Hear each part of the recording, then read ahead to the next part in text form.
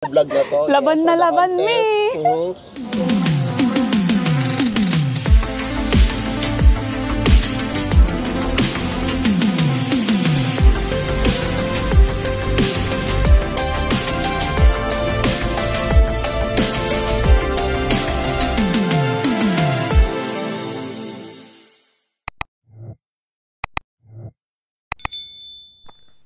Char! Guys, ayan, this is bro. You're watching again, finally ito ng dalawang mukha nakita nyo sa vlog ko. You're watching again my vlog, and for our today's episode, we are now here sa Plotre Gate. Ayan! Kasama ang ating dalawang nagagandahang mga bagong fresh na kabayan from the Philippines. Ayan. So, bago tayo mag-proceed sa ating next topic for today, samahan nyo muna kami. Sama ka madadaploy sa Dubrovnik. Pupuntahan natin yung Asian store. Sa kanila na alam din nila if ever bumalik sila dito after the season. Ayan, kung ano yung mga pwede nyo makita sa ating Asian store dito sa Dubrovnik. Okay, but before anything else, if you have... Te, okay lang yan, te. Ihina kasi siya. Hindi na siya makaimik. Namimilipit na siya, oo, ayan. But before anything else, if you haven't yet subscribed, if you are new to this channel, please help me to reach 11,000 subscribers, ayan. So, salamat sa mga... Pwede na mamalat na yung boses ko, oh. Salamat sa mga hindi nag-skip sa ating mga videos. And of course, ayan, before we proceed sa ating next topic, samahan nyo kami sa Kawa. So, girls, let's go! Bring it on, let's go! Ayan, so ang ating pupuntahan ngayon, guys, ay ang Life According to Kawa. Ito siya. Ayan. So, ito yung Gustame. May mga Pinoy din dyan, ang alam ko. Ayan yung Old Town. Alam ko lagi nakikita sa mga vlogs ko yan. So kasama natin sila ate. Ayan, tutur ko sila ngayon. Sa ating Asian store. Dito sa Dubrovnik. Yes.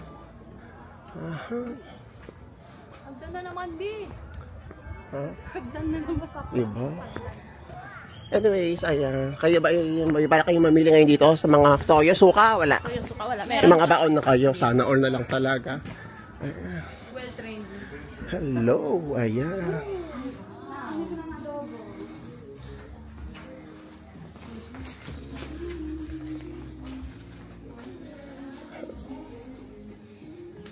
Super Dagsang! Hey, what's up, gang? Okay, so ano yung ating makikita ng mga Pinoy products? May mga pansit sila. Check nyo ito. Wala CR dito. Ayan. Ito. Actually, wala pa kasi kaka-winter pa lang eh. Pero pag summer, ayan. Punong-puno yan. Diba? Mga toyo. Alam mo na, bawal ako dyan. Diba? Nag-enjoy sila kayo mamili dito. Uy, Mang Tomas! Good job! Mang Tomas. 2. UFC. 2. Okay, siya.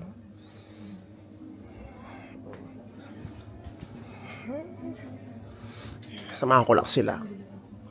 Sorry, hindi ko eh. Ito baon ko na tumigil. Sardina. Meron sila sardinas dito. Diba?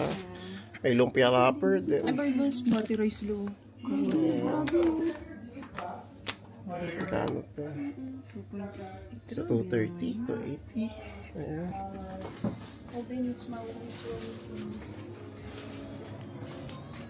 Actually, may mga dito, chichirya pa eh. Oo. Kaka-open lang din kasi nila ngayon eh. Okay. Tayo guys na Kawa. So, hahanap lang tayo ng isang spot. And then, ayan, content ulit tayo. Yes, ulitin natin to dahil this will be their last day sa Dubrovnik. And, yeah. Susulitin natin pagkakitaan yung mga kabayan dito. May discount. So far guys, nag-enjoy naman kayo sa Dubrovnik sa short stay ninyo. Yeah, yun ang mahalaga. At the same time, wala pa kayo 2 weeks dito, nalilibot na kagad ninyo ang Croatia. Thank you. Diba? Sa'yo. Zagreb, sa Dubrovnik, may pupunta ng Korčula, may pupunta ng Starigrad. Ayan, so hanap tayo ng spot. I think, siguro sa loob tayo. Yes. Loob tayo. Actually, ito yung medyo di pa ako sanay. Nag-vlog in public to. Kasi ito, nagiging yung boyfriend ko. Love you. Love you. Ciao. Ligyan na naman ako. Diba? Buntis ka na. Eh, mabubutis na naman ako, te. Oo. Kakaloka. Dito na lang tayo upo, te. Para diyan. Kasi ihina si bakla. Baka di na niya makayanan magkakaroon. Dati gumagano pa siya ngayon. Ngayon, nakagato na lang siya ngayon. Iniipit namin. Iniipit na yung mga binti niya, oo. So, dito tayo. Ayan, tamang-tama. Paalis na yung mga kasama natin dito. Dito ba kayo babala ni Ivana? Yan, sige. Dito tayo. Ayan, sa basuka. So, ilagay ito sa basuka, te. Papuntang Corchula? Diretso yan. Ayan. Diretso ka dun sa island. Ayan, thank you so much sa pagkapa-unlock ng ating short vlog for today. So, as I mentioned a while ago, guys, gagawa tayo ng isang content, another story na naman ng ating successful applicant from the Philippines to Croatia. So, as you can see, yung background natin ay ang Dubrovnik Hotel. Te, ang ganda ng background mo, te. Te, talong-talo ka sa vlog na to, te. Oo, ang ganda ng background niya. Yes, so nakikita po ninyo ang Port of Dubrovnik. And yes, ang oras natin for today is 7:32. 7:32. Yes. So, thank you for It's your my time pleasure. for today. So, pag-uusapan lang naman natin, te, yun nga, yung mga issue mo sa buhay. Ayan. Pero guys, trivia lang, ihingi na si ate, pero push na pala ng vlog na to. Laban na laban, me! So, pag-uusapan natin, as usual, yung mga preparations sa ginawa mo, since ibang tao ka naman, or ibang story naman to sa'yo, ayan. So, share mo naman sa amin, te, paano ka nakapunta ng Croatia? Ayun. So, first kasi, yung pag-a-apply ko talaga dun sa agency, hindi siya planado. So, parang may nag-invite lang sa akin na isang friend lang din na samahan ko siya dun sa isang agency na applyan niya kasi nga para may kasama siya.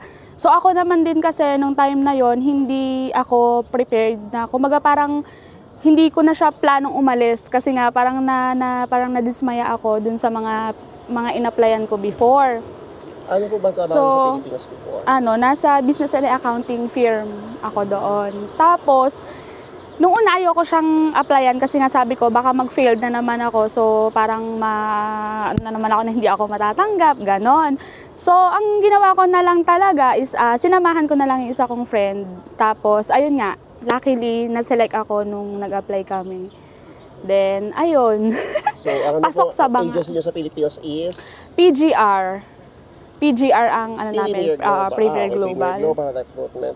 So, gaano po kayo katagal at hintay ng work permit? Almost November ako nag-apply noon. Oh. October. November. November month. Tapos, November ako nag-apply noon. Nagkaroon ng visa, mga 2025 na January. And then, ayun, medyo matagal din talaga yung proseso. Kaya nung time na yun, hindi talaga... Mas ka-atasay, di ba? Oo. Mas nauna ka nag-apply sa kanya. Okay. So, Tapos, ano po yung position na in-applyan ninyo dito? Papunta Croatia? Store attendant yung in-applyan ko ng time na yon, pero wala akong experience sa ganung posisyon kasi lahat ng naging work experience ko is pang office talaga. So nag-try lang din naman ako, tapos then na-interview, ayun, pasok naman sa awa ng Diyos. Ilan talaga. taon ka na ba? 34. Ay, sabi ko kayo na 40. Ayan. So, paiba naman tayo bago tayo bumalik sa mga processing. Personal question, te. Bakit, ano yung nag-udyok sa'yo mag-apply ng Croatia sa kabila ng mga naririnig mo na ang baba-baba ng mga pasahod dito? Ano yung reason? Bakit ka nag-Croatia? Yung reason din kasi kung bakit ako nag-apply abroad is, alam naman natin na hindi naman din ganun kalakihan ang salary sa Philippines. And then lahat naman talaga may inflation na, diba? So talagang nag-try lang din naman ako. Tsaka alam naman natin sa Pilipinas na mahirap talaga ang trabaho doon. Pagko-commute pa lang, grabe na yung traffic, tapos yung oras din. So talagang nag-try lang din ako na mag-apply. Kaya yun, sawa naman ng Diyos is natuloy Pero naman. talaga in-expect mo ba na one day pupunta ka ng Europe? Hindi. As in, wala sa inisip ko siya. Hindi ko siya naging dream kasi nung time na yon, nagtry ako ng Japan, failed. Tapos nag-aral ako ng Korean language, online class, then face to face. Yung pera na nagastos ko is hindi rin ganon. So, nag-fail din kasi nga hindi rin naman din ako nakafocus doon kasi nga may work din. Ang hirap mag-aral, maging nanay, tapos may trabaho. So hindi ko siya naipasa. Kaya parang sinabi ko na lang na, sige baka hindi talaga para sa akin yung abroad. Gaano Then, po ba katagal tayo yung duration ng contract nyo dito? 6 months. 6 months lang yung yung Pero contract. meron po ba sa inyo nasabi sa agency? Ano mangyayari after ng season? Ang sabi naman, pwede naman daw na mag-apply dito after ng 6 months. So, walang... As long as na-finish mo yung contract. Yes. Yeah. Dapat So, matapos yung ayoko muna kayo contract. pangunahan. Oo. Ayoko muna i-look forward yung next season. Ang importante muna talaga, ang I-enjoy goal, muna natin yung season. i-enjoy and tapusin Babawi. yung contract. Yes. Magkano po yung pocket money yung dinala nyo dito sa contract? Bakit money? Oo. Bakit money rin? Kasi alam ko na marami rin nagtatanong ano yung ideal pocket money na dapat dalhin. Ang sinabi kasi ng agency, siguro mga 15K is okay na. Pero kasi ang ginawa ko that time is dinoble ko just in case lang. So sabi ko nga, Lord, baka talagang kaya ko din inisip yun. Kasi sabi ko nga, para kahit paano may pang backup. Kasi ang sabi dun sa agency, minsan 1 month ang waiting bago makapag-start ng work kasi may mga ipaprocess pang document. So, ayun, 30K. Sa mga hindi nakakalam kasi kakasama to si Ate Say na malilipas sa study grad ka naman. No, sa Cortula. Ayan. Siya yun talaga yung makakasama ni Ivana. Si Ivana, bentang-benta na naman sa vlog ko. Hello, Miss Ivana. Ay, pero yun, wag mo kakaibigan si Ivana. Ivana, alam ko nanonood ka. Nasabihan ko na siya. Nawarningan ko na siya. Ayan. So, since ikaw naman tayo mag-share sa amin, ibigay mo naman sa amin yung mga dapat mong baunin. Anong mga dapat mo i-prepare, mga gamit na dapat mong dalhin. So, ayun, sa'yo ko lang din naman nalaman na kailangan adapter, ng tabo, ng May dala ka ba rice seasoning. Yes, rice cooker. Wait, nung dumating ka ba ng accommodation, may rice cooker ba? Wala. Ayun. Unang-una tabo ang hinanap ko kasi talagang as in walang bidet. Yes. Bigas is life, di ba? Kanin is life. Bigas. So, Seasoning, ayan. Yun yung mga dinala ko. mga food, nagdala ka ba ng mga food? Food, rice, delata, 3 kilos. And then, ano pa ba? Oo, noodles. Kasi alam ko na, syempre, tayo mga Pinoy, doon tayo magsusurvive sa noodles. Pero di ka ba na ano doon, te? 3 kilong dala mo. Yes, binawasan ko yung damit kasi sabi ko pwede naman mag-wash and wear at saka automatic naman ang washing. So nag-less ako sa damit. What's your expectation for this season for you? Expectation sa akin talaga is summer.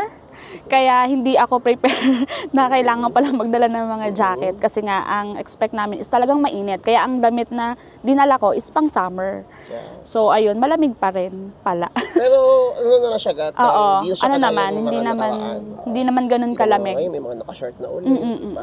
So, pero si ate kasi is Pero oo, sa amin first talaga, lady pa rin yung peg niya. nag-adjust. Ay, nga ka sa lamig tayo. Parehas tayo. Sobra. So, Sinipon yun. nga kami, first day. Oo. Kailan ka alis ng Dubrovnik? Tomorrow. So, I hope makabalik ka dito sa Yes. Dubrovnik. And, Hopefully. ano pa ba? Ayun, balik tayo sa agency mo, te. I-share mo naman sa akin, o sa amin, your experience sa Premier Global. Sa Premier Paano Global. sila maki-cooperate sa'yo? Paano ka maki-cooperate with them? Paano sila as your agency? Si PGR naman talaga kasi is talagang ang daming applikan. Kasi nung nag-apply talaga ako, talagang pumila kami ng madaling araw pa lang nandun na kami. So, ang expectation ko kasi is diretso ng office or On hand hindi, sila sa lahat. on hand. Pero si PGR naman talaga kasi is maiintindihan mo naman din kung bakit din sila minsan delay mag-reply or mag-inform kasi nga sa dami din talaga ng mga applicant. So, naintindihan naman namin yon. Pero doon sa waiting ng process talaga is kailangan talaga is mag-antay lang talaga kasi talagang sobrang ilang months din yung aantayin. So, ayun, betang-betang. Ay, Premier Global, baka naman. Pakikila ng basa. 5%. So, my last question, Tess, is short vlog lang naman po ito, no? As usual, aking katanungan. Ano po yung mga gusto po ninyo maipayo? Ano yung gusto nyo maipagmalaki sa mga Yes. kabayan natin na nangangarap makapag-Croatia? So, Para sa mga kapwa ko Pilipino, siguro yung try lang ng try. Kasi mahirap din talagang mag-apply. Kasi sa dami din ng mga applicant na pumipila talaga sa mga agency. So, apply lang, wag mapagod, magdasal, and then tiyaga lang mag-apply. One day, kayo na rin yung nandito sa Croatia. so, if you will rate Croatia so far sa experience mo from 1 to 10, nasaan si Croatia sa'yo? 9. Yeah, because it's 9. always something na may improvement pa eh. Yes. So, yeah, hindi siya bad or ano. Thank you so much. Yehey. Sa time. Alam ko, ingihi ka na para push natin. Laban na laban ni. Ipit na ipit. Namimilipit na yung video. Yes! Pati daliri ko, Mi, nakaganyan na. Kaya kailangan tapusin na maaga yung vlog kasi namimilipit na talaga siya, guys. So, ayan. Wait lang, balik tayo. Ayan, thank you so much. And, ayun nga, I hope na nabitin kasi tayo. Akala natin, dito tayo buong season. Oo, sayang. Sayang. Pero, Expected din anyways, namin. ganun talagang buhay. Oo. We are- Ang importante, may we trabaho work tayo. abroad, hindi para lang magpasaya, magpasarap. Yes, kakayod. Pero Para sa kumayod. pamilya. Para sa pamilya. Yan, tama. So, I hope na on these 2 episodes ng ating vlog, guys, from the Philippines, ay makapagbigay sa inyo somehow ng idea, inspiration, at the Yes. same time, maibsan yung mga iniisip ninyo na 2 months, 3 months, wala pa kayong working permits, is wala nang pag-asa. Meron Mas pa kasi rin. ate, pero tiyaga, patience lang talaga ang puhunan. In the most unexpected time, lalabas yung mga hindi. Lalo ko yung masasabi to, guys. Oo. Ibigay talaga ninyo, habaan ninyo ang Habaan pasasya ng ninyo. Kasi if you pasensya. know in yourself na mahaba na ang pasasya ninyo, hindi. Mas habaan nyo pa. And i-lessen natin yung expectations sa mga proseso ng paghihintay natin kasi hindi nga talaga hawak ng agency or ng employer ang inyong mga Nasa documents. processing Thank you so talaga. much again for your Yay, time. thank you. And if you have any more questions or suggestions, ayan, comment nyo lang sa ating vlog for today. And malay nyo, yan ang ating maging next vlog dito sa ating channel. Again, please help me to reach 11,000 subscribers, guys. Thank you so much for watching. Me, good luck. Yehey. Good luck. And ayun na, one message away lang naman tayo sa isa't isa. Yeah, and we will definitely see each other again Yes. dito sa Dubrovnik. So, Tiyo, maghubat ka, umihi ka na. Ayan, so I will see you guys on my next vlog. Yay!